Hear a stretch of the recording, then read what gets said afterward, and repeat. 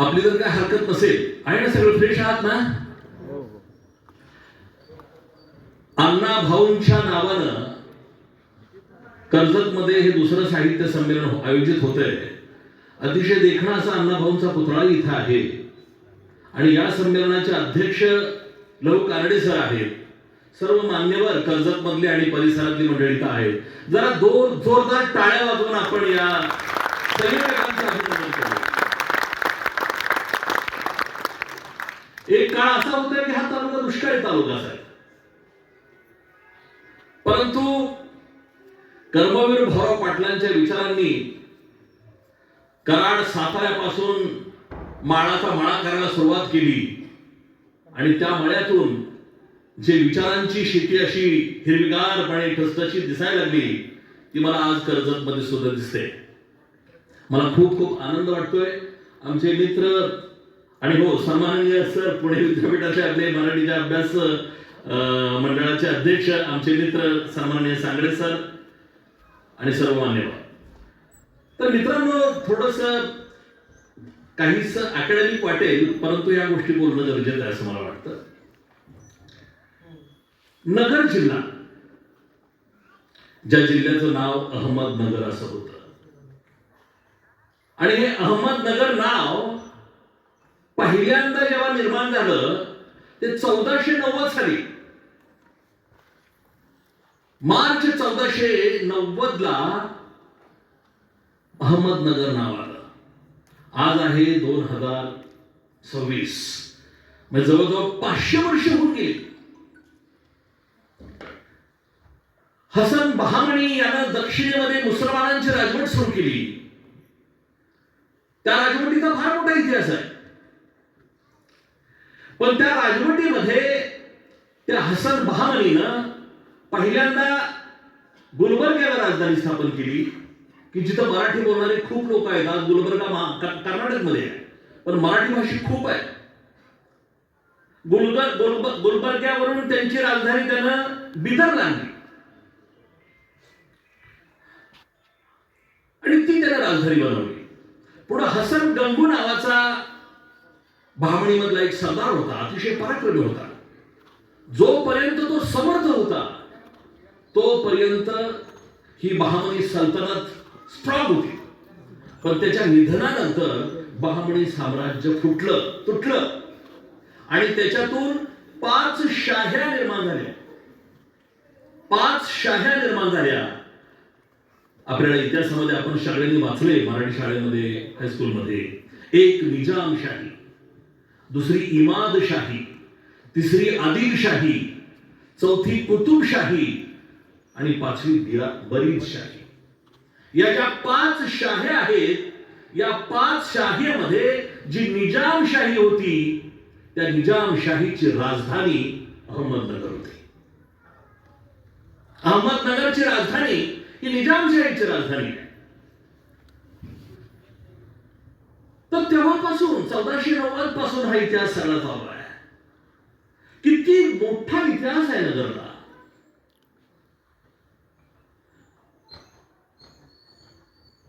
ज्याने वारकरी संप्रदायाचा पाया रचला त्या ज्ञानदेवांनी भावात दीपिका किंवा ज्ञानेश्वरी या नगर जिल्ह्यामध्ये लिहिले. नेवास्याला आणि या दगडाला टेकून त्यांनी ती लिहिली. त्याला काहीतरी नाव पैस. आज पैस महत्वाचा नाही, आज पैसा महत्वाचा आहे. ज्ञानदेवांच्या काळात अगदी काल परवापर्यंत पैस आजही वंदन करायला लोक येतात तिथं. फार मोठा इतिहास. श्री चक्रधर स्वामींनी लीळा चरित्र मला वाटतं नगरमध्ये लिहिलंय. नगरचा साहित्यिक इतिहास, सहकार, शिक्षण सगळ्याच बाबतीमध्ये मी जेव्हा बघितलं मी थक्क झालोय. सगळं शहाजीराजे भोसले छत्रपती शिवाजी महाराजांचे पिताश्री, तसे ते वेरूळचे. मालोजी आणि उमाबाई यांचे चिरंजीव. आणि आपल्याला मूल व्हावं म्हणून उमाबाईंनी ज्याला नवस मागितलं होतं ते शाह शरीफ नगरचे आहे. आणि काशीनाथ सुरागे पाटील, तुमचं एसटी स्टँड काय कुठला एरिया तो? नाही, दुसरं नाव आलं तारकपूर. त्या तारकपूरच्या जवळ हे शाह शरीफचा दर्गा आहे. तिथं त्या शाह शरीफच्या दर्ग्याला उमाबाईनं नवस मागितला आणि त्यांना 2 मुलं झाली. त्यात एकाचं नाव शहाजी आणि दुसऱ्याचं नाव शरीफजी. काय देश होता, काय परंपरा आहे, काय एकता आहे. म्हणजे हे सगळं जेव्हा मी बघितलं त्यावेळेला मी अक्षरशः चकित झालो. शहाजी महाराजांनी पहिल्यांदा नोकरी किंवा सेवा जर कुठे केली असेल तर निजामशाहीमध्ये. त्यानंतर ते मुघलांच्याकडे गेले. शहाजहानही निजामशाही नष्ट केली आणि त्यानंतर मग ते आदिलशाहीकडे गेले विजापूरला. त्या आदिलशाहीनं त्यांना सरलष्कर पदवी दिली आणि पुणे आणि सुपेची जहागीर दिली. फार जबरदस्त इतिहास आहे नगरचा. महाराष्ट्रातला क्षेत्रफळाच्या दृष्टीने सर्वात मोठा जिल्हा. 14 तालुके, गोदावरी, भीमा, सीना, मुळा, प्रवरा, काय नद्या आहेत. आणि ह्यातल्या प्रत्येक नदीवर मी पुलावर उभा राहून फोटो काढलेले आहेत. मी नद्यांच्यावर प्रेम करतो आणि पाणी असलेल्या नद्या कुणालाही आवडू शकतात. ज्याच्यात पाणी नाही कुणालाच आवडत नाही. भंडारदऱ्यातलं विल्सन डॅम, मुळा धरण, अकोल्यातलं कळसुबाईचं शिखर, महाराष्ट्रातलं सगळ्यात उंच शिखर नगरमध्ये आहे. अष्टविनायकापैकी 2 नंबरचा सिद्धटेक कर्जतमध्ये, कर्जत तालुक्यात. राहत्याला शिर्डीचे साईबाबा आहे. नेवासाला शनी शिंगणापूर आहे, 5 फूट 9 इंच काळा पाषाण. किती श्रद्धेनं लोक झोपतायत तिथं. तिथं पद्धत आहे डोकं उघडं ठेवून जायचं. आम्ही परवा दिल्लीला जंतर मंतरला आंदोलन केलं आणि तिथल्या एका शिखांच्या मंदिरात आम्ही गेलो होतो, बांगला साहिब गुरुद्वारामध्ये. तर तिथं डोकं झाकून जायचं, नाहीतर जाऊ देत नाही. इथं डोकं उघडं ठेवून जायचं. नेवासाला मी सांगितलं ज्ञानेश्वरी लिहिली. राहता तालुक्यामध्ये प्रवरानगर लोणीला विठ्ठलराव विखेंनी पहिला साखर कारखाना टाकला. राहुरी तालुक्यात महात्मा फुलेंच्या नावानं कृषी विद्यापीठ आहे. किती साखर कारखाने, किती गोडवा आहे खरं असायला पाहिजे. नेवासाला करवीरेश्वर आहे आणि कोल्हापूरला करवीर निवासिनी आहे. हे देवांचं काय आहे मला कळत नाहीये. धाराशिवला येडेश्वरी आहे आणि साताऱ्याला येडोबा आहे. नांदेडला काळेश्वर आहे आणि साताऱ्याला काळोबा आहे. कर्जतला सुद्धा मोठा इतिहास आहे.